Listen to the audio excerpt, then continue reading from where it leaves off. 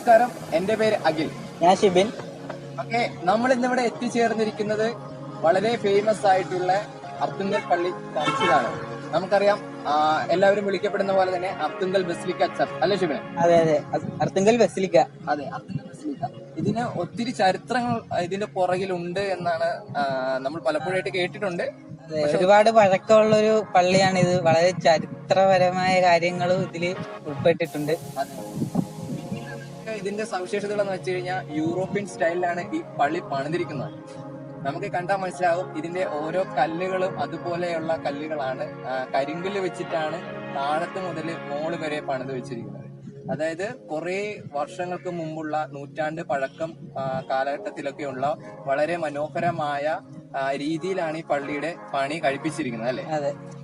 എന്തായാലും നമുക്ക് ഇതിന്റെ ചരിത്രത്തിലേക്ക് ഒന്ന് പോകാം. അപ്പോ നമ്മളിതിന്റെ ചരിത്രത്തിലേക്ക് കടക്കുമ്പോ വളരെ രസകരമായ ഒരു ചരിത്രം ഇതിനുള്ളതെന്ന് വെച്ചാൽ നമ്മുടെ അയ്യപ്പ ഭക്തജനങ്ങള് ശബരിമലയ്ക്ക് പോയിട്ട് വന്നിട്ട് മാല ഊരാൻ വേണ്ടി നമ്മുടെ അർത്തുങ്കൽ പള്ളിയിൽ വരാറുണ്ട്.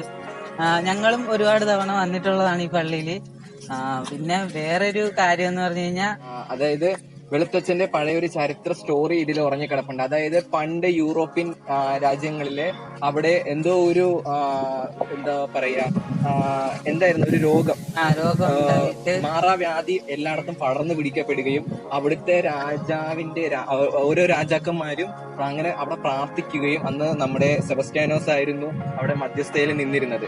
അങ്ങനെ സെബസ്റ്റ്യാനോസ് എന്ത് ചെയ്തു, എല്ലാ മാറാ രോഗങ്ങളെയും അവിടെ മാറ്റി കൊടുക്കുകയും അങ്ങനെ സെബസ്റ്റ്യാനോസിനെയും കൊണ്ട് പ്രഖ്യാപിക്കുകയും പിന്നീട് സെബസ്റ്റ്യാനോസിനെയും കൊണ്ട് ഒരു കപ്പലില് അവിടുന്ന് യാത്ര പുറപ്പെടുകയും ആ യാത്രക്കിടയില് അങ്ങ് ഉൾക്കടലിൽ വെച്ച് കൊടുങ്കാറ്റും അതുപോലെ എന്തോ പ്രശ്നങ്ങളൊക്കെ ഉണ്ടായി കപ്പലാകെ സീന അങ്ങനെ നമുക്ക് കാണപ്പെടുകയും പിന്നീട് അറബിക്കടലിൽ എത്തുമ്പോൾ അതിന്റെ തീരത്തെത്തുമ്പോഴേക്കും ആ കപ്പൽ അറബിക്കടലിന്റെ തീരത്ത് അടുക്കുകയും അങ്ങനെ അർത്തുങ്കൽ എന്ന പ്ലേസിലേക്ക് ആ കപ്പൽ അടുക്കുകയും അങ്ങനെ വെളുത്തച്ഛൻ വന്ന ഒരു ഐതിഹ്യമാണ് ഇവിടെ ഉള്ളത്.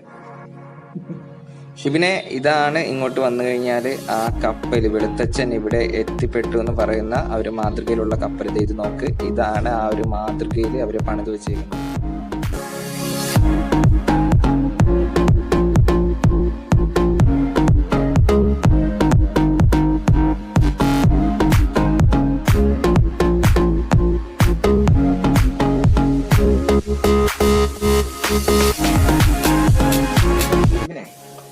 അപ്പോ നമ്മൾ ഈ കാണുന്നതാണ് 1581 പള്ളിയാണ് ഈ കാണുന്നത്. അത് കഴിഞ്ഞിട്ട് 2000 കാലഘട്ടം എന്ന് വെച്ചാൽ 1967 സംതിങ് എന്തോ ആണ് രണ്ടാമത് പള്ളി വെച്ചത്.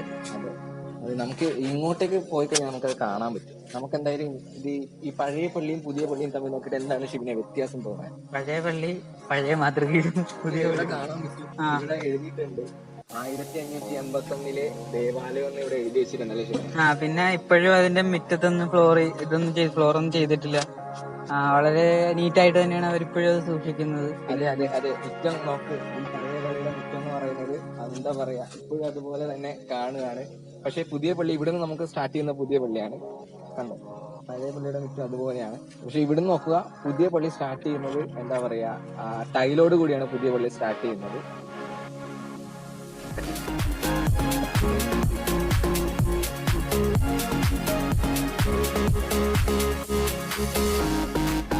അപ്പോ ജനുവരി മാസത്തിലാണ് നമ്മളിവിടെ പൊതുവെ പെരുന്നാൾ ആഘോഷിക്കുന്നത്. എന്നുവെച്ചാൽ ഒരുപാട് സ്ഥലത്തെ ആൾക്കാരും വിശ്വാസികളൊക്കെ ഇവിടെ വരും. നല്ല തിരക്കായിരിക്കും ആ ഒരു സമയമൊക്കെ ആകുമ്പോ. ഞങ്ങളും പലപ്പോഴും വരാറുണ്ട്. അത് ശരിയാ, ഇവൻ വരുന്നത് എന്താന്ന് അത് വേറെ ലെവലാണ്. പിന്നെ നീ പിന്നെ കുമ്പസരിക്കാനാണല്ലോ വന്നത്. എന്ത് ഷിബിനെ നീ ഒന്നും പറയണ്ട. നീ ഇവിടെ വന്നു കഴിഞ്ഞാല് നമുക്കറിയാം, ഇവിടെ വന്നു കഴിഞ്ഞാൽ വായി നോട്ടമാണ് ഷിബിന്റെ മെയിൻ പരിപാടി. സത്യം പറയാം, വായി നോട്ടമാണ് ഷിബിന്റെ മെയിൻ പരിപാടി.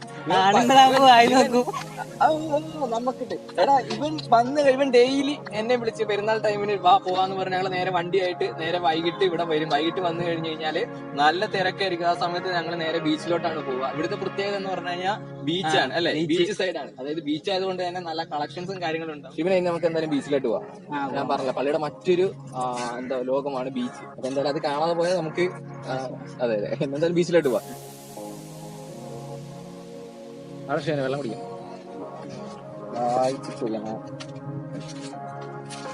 എന്റെ ഇഷ്ട സാധനം സ്പ്രിന്റ് പോരെ. പൊളിക്ക്. ഇത് ഒട്ടിച്ച് മൊത്തം അകത്താക്കാനൊന്നും പറ്റുമെന്ന് തോന്നല്ല. ദാഹം ഇല്ല, എന്നാലും നീ പറഞ്ഞുകൊണ്ട് കുടിക്കുക. എന്നാ കുടിച്ചോ.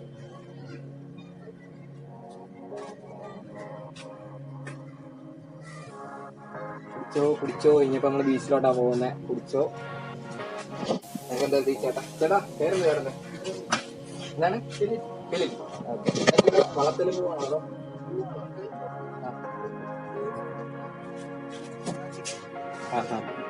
അത് ശരി. ഓക്കെ. എത്ര നാളായി കട തുടങ്ങിയിട്ട്? 5 വർഷമായി. Okay okay. പെരുന്നാളിലൊക്കെ നല്ല കച്ചവടമാണല്ലേ ശിവനെ? അപ്പൊ വെള്ളം ദാഹമൊക്കെ കഴിഞ്ഞ് ഇനിയിപ്പോ ഒരു മനോഹരമായ മറ്റൊരു കാഴ്ചയിലേക്ക് പോകുന്നു. നമ്മൾ പറഞ്ഞ അർത്തിങ്കപ്പള്ളി വന്നു കഴിഞ്ഞാൽ ഉറപ്പായിട്ട് നമ്മൾ പോകേണ്ട ഒരു മനോഹരമായ കാഴ്ചയാണല്ലേ ശിവനെ? അർത്തിങ്കല ബീച്ച്. അതിന്റെ എക്സൈറ്റ്മെന്റിലാണ് നമ്മളിപ്പോ നിൽക്കുന്നത്. നമ്മളിപ്പോ ബീച്ചിലേക്ക് വന്നു കഴിഞ്ഞു. അപ്പൊ എന്തായാലും ഇവിടെ ഇനി നടക്കാൻ പോകുന്ന കാഴ്ചകൾ എന്തായാലും നിങ്ങൾ വഴിയേ കണ്ടു.